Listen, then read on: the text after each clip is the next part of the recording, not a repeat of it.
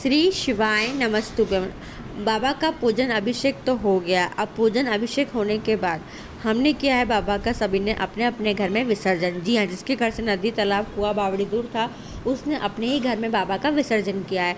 तो आप लोगों ने किस तरीके से किया है देखिए। हम लोगों ने क्या किया है, जो बाबा का विसर्जन किया हमने हमारी छत पे ही ऊपर एक टब में पानी भर के रख लिया और बाबा का जो पूजन किया था थाली को सर पे रखकर, जी हाँ, थाली को सर पर रखकर फिर हमने टब के अंदर बाबा का विसर्जन कर दिया।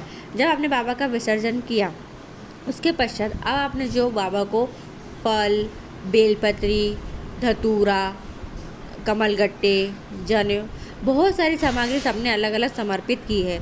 तो वो सब सामग्री का हम क्या करें, देखो जो फल है वो तो आपको जिस दिन हमने पूजन किया यानी 2 अगस्त को, उसी दिन हमें उन प्रसाद को खा लेना है।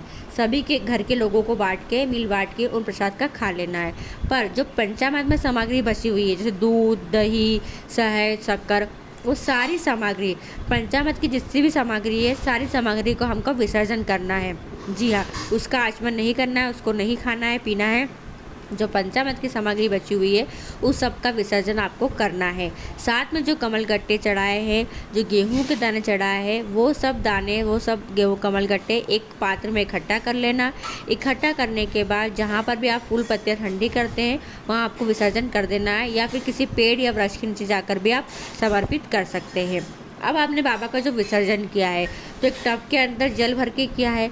तो 2 दिन बाद या अगले दिन आप क्या करो, जो जल है जिस टब में आपने जल भरा है उस जल को आपको क्या करना है, किसी भी वृक्ष के नीचे, किसी भी गमले के नीचे आपको डाल देना। जैसे आपके घर में कोई गमले हो, 8-10 गमले सबके घर में होते हैं या 5 गमले रहते हैं, तो अलग अलग गमलों में उस जल को आप 2-1 दिन के अंदर पूरा कर दीजिएगा। एक साथ डालोगे तो पेड़ में आएगा, तो पेड़ में ना आए इसलिए आप क्या करो, उन जलों को इकट्ठा करके और 1-2 दिन में गमलों के अंदर डाल देना। जैसे क्या होगा, वो जल होगा गमलों में समर्पित हो जाएगा। पर ध्यान रखना तुलसी के गमले में उस जल को मत डालना।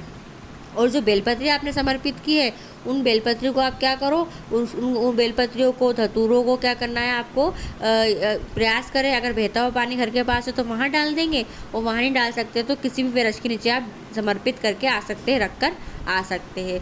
तो अगर आप सभी ने घर में बाबा का विसर्जन किया तो इस तरीके से करें। साथ में जो सामग्री है, जो मिठाई है, वो आपको सबको खाना है।